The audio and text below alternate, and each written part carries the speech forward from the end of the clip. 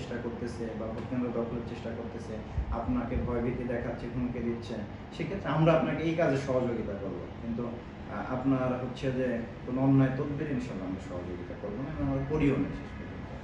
বর্তমান সময়ে বিপিএম পদক পেয়েছে, তৎকালীন সময়ে আসলে এই কঠোর নিরপেক্ষতার মানে অবস্থানের জন্য আসলে কি পেয়েছিলেন তৎকালীন সরকার? ওটা তো দেখলে যে 2-3 ধাপে নির্বাচনের পরে সম্ভবত তৃতীয় কি চতুর্থ ধাপে যখন নির্বাচন হয়, ওই নির্বাচনে ওই যে একটা সচেতনতামূলক বা অনেকটা বলেন যে সতর্কতামূলক বক্তব্যই আর কি আইনের সুন্দর ব্যাখ্যা করে বলেছিলাম একটু কঠোর ভাষায়। তো ওইটা যখন বেশ ভাইরাল হয়ে যায় বক্তব্য আচ্ছা একটু দেখে নিন, নতুন করে আর না বলি, কারণ হচ্ছে যে ওইটা ধরেন আরো বেশি বক্তব্য ছিল, প্রায় 30 মিনিট প্লাস। তো ওইটাই আবার কেটে কেটে যেখানে খুব কঠোর বক্তব্যগুলো ছিল ওইগুলো অ্যাড করে পাঠায়, বেশ ভাইরাল হয়। তো তারপরেও একটা জিনিস ভালো যে আমি অনেকগুলো কমেন্টস করেছিলাম, মানে অসংখ্য শত শত হাজার হাজার, কোথাও আমি নেগেটিভ কমেন্টস পাই নাই যে না এই অফিসার খুব খারাপ করছে, এর মারেন ধরেন কাটেন চাকরি খেয়ে দেন, পানিশমেন্ট দেন, বাড়ি পাঠায় দেন, এরকম কিন্তু পাবলিক কেউ বলেনি।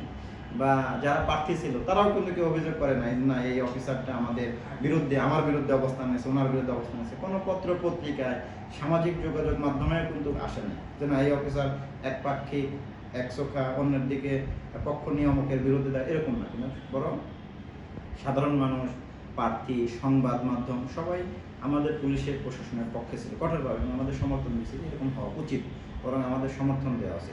তবে দুঃখজনকভাবে ওই যে কি বলে কয়েকজন মানে কতিপয়, এবং আমাদের বিষয় হবে যে আমাকে জানেন যে আপনারা ওই সময় ওএসডি করা হলো, ওএসডি বলতে কি আমাকে ক্লোজ করে চিটাগং রেঞ্জে নেওয়া হলো, এবং চিটাগং রেঞ্জ থেকে খাগড়াছড়ি, সিলেটে পিবিএনে, সেখান থেকে খাগড়াছড়ি পিবিএনে, তারপরে ওইখান থেকে তো নৌ পুলিশে চলে আসলাম। এই যে দীর্ঘ বারবার হচ্ছে যে অফিস বদল, এই বিষয়গুলো দেখেছি যে আমি অনেক চেষ্টা করেছি, কিন্তু আমার বিরুদ্ধে কোনো অফিসিয়ালি কেউ কোনো অভিযোগ করেনি। এটা হচ্ছে যে ওই সময়কার কতিপয় অফিসার সুমোটো হয়ে মানে নিজে থেকে যে না এই অফিসারের বিরুদ্ধে আমরা ব্যবস্থা নেব, হয় না এরকম যে না আপনাকে কেউ অভিযোগ করেন না, আপনি আমার খুব না ক্ষুব্ধ হলেন। সরকারও বলেনি, সরকার যদি বলতো তাহলে তো সরকারের পক্ষ থেকে কোনো এমপি, মন্ত্রী বা স্থানীয় যারা জনপ্রতিনিধি নির্বাচন করতে চাচ্ছিল তারা তো অভিযোগ করতো, হ্যাঁ অভিযোগ করতে পারতো না, করতো মাঝে মধ্যেই। তো প্রার্থীরা আপনার এরকম সরকারি বিভিন্ন অফিসারদের বিরুদ্ধে বা বিভিন্ন জনের বিরুদ্ধে অভিযোগ করে, আমার বিরুদ্ধে কিন্তু কেউ অভিযোগ করেনি। এটা আমাদেরই নিজেদের লোকজন মানে হয়তো ভালো স্বাস্থ্যে গিয়ে অতি উৎসাহী হয়ে আর নিজেরাই আমার বিরুদ্ধে ব্যবস্থা নিল, বিভাগীয় মামলা করলো, এরপরে ওই পেছনে টিকটিকি লাগাই দিল, হ্যাঁ যে আমি আমার কি অসৎ উদ্দেশ্য ছিল কিনা, পয়সা টয়সা নিচ্ছি কিনা কারো কাছ থেকে, বাড়ি গাড়ি করে ফেলছে কিনা, ব্যাংক ব্যালেন্স করছি কিনা, ঢাকায় ফ্ল্যাট প্লট করছি কিনা। বহুদিন খুঁজে কিছুই পাইনি, পাইছে টিনের একটা ভাঙ্গা ঘর আর ঢাকায় হচ্ছে 2 রুমের একটা ভাড়া ফ্ল্যাট। আচ্ছা একটু প্রশ্ন যে আপনারই ইউনিটের সিনিয়র আপনার বিরুদ্ধে এরকম ব্যবস্থা নিয়েছে, আপনার অবস্থান থেকে আসলে কিরকম কাছে লেগেছে, আপনার অনুভূতি কিরকম ছিল? যে ইউনিটের জন্য আসলে কাজ করেছেন সেই ইউনিটে আপনার বিরুদ্ধে চলে গিয়েছে। আচ্ছা দেখেন, বললে যেমন হয়, ধরেন একটা সরকারি চাকরিজীবীরা তো সরকারের একটা অংশ। আমি বারবারই বলি যে আমরা যে কাজগুলো করি যদি ভালো করি সরকারের সফলতা, সরকারের সুনাম হয়, আর যদি খারাপ করি জনগণের বিরুদ্ধে বা কাজে নেমে পড়ি তাহলে সরকারের ব্যর্থতা, কিন্তু সরকারের কিন্তু বদনাম হয়। ধরেন আমি ব্যক্তি বা আরও 10 জন পুলিশ অফিসার, সবার কাজের ফলাফলই তো পুলিশ ভালো করলো না মন্দ করলো।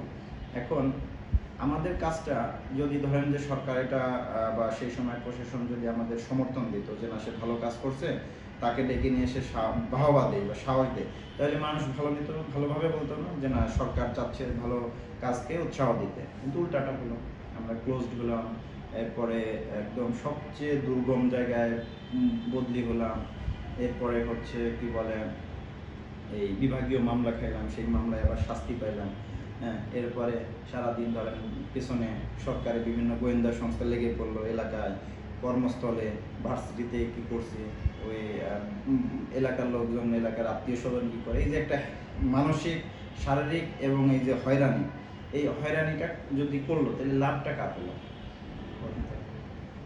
দেখি আমার পুলিশের লাভ হয়েছে না সরকারের লাভ হয়েছে? মানে এগুলো তো মানুষ তো দেখলাম যে যত কমেন্টস করছে এই পদক্ষেপগুলোর বিরোধিতা করছে না মানুষ।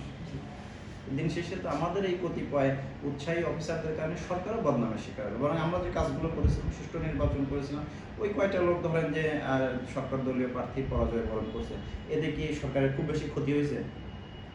সরকারের তো কোনো ক্ষতি হয়নি, বরং সরকার আরো ভাবমূর্তি উজ্জ্বল হতে পারতো যে না, আমরা আমাদের ভোটে কারচুপি করার কোনো সুযোগ দিচ্ছি না, আমাদের অফিসাররা একদম খোলামেলা মনে হচ্ছে যে আইন যেভাবে বলে সেইভাবে কাজ করতেছে। কিন্তু ওটা না করে আমাদেরই অতি উৎসাহী অফিসাররা করলো কি, এইটাকে ধরেন যে যে কি সরকার এবং পুলিশের ভাবমূর্তি ক্ষুণ্ণ হয়েছে, এই একটা মিথ্যা প্রচারণা চালায় আমার বিরুদ্ধে ব্যবস্থা নেওয়া শুরু করলো একের পর এক। আলটিমেটলি করলো কি, এই সকল অফিসাররাই তো সরকারকে জনগণের কাছে অজনপ্রিয় করে তুললো, তাই করলো না? তো মূলত সরকার বলতে তো অল্প কয়েকটা লোকের সমষ্টি না, প্রত্যেকেরই ভূমিকা আছে সরকারকে সফল বা ব্যর্থ করার জন্য। ফলে দেখেন একটা সরকার অজনপ্রিয় হয় বা ব্যর্থ হয় কেন? এই যে আমাদের মতো অফিসারদের হয় ভালো কাজে নয় খারাপ কাজে। আমার কাজটা যদি আপনি উৎসাহ দিতেন বা এরকম আরো সকল অফিসারকে আরো দায়িত্বশীলভাবে কাজ করতে, আরো কঠোর হইতে অবস্থান করতেন, দেখুন সরকারের ভাবমূর্তি আরো উজ্জ্বল হইতো।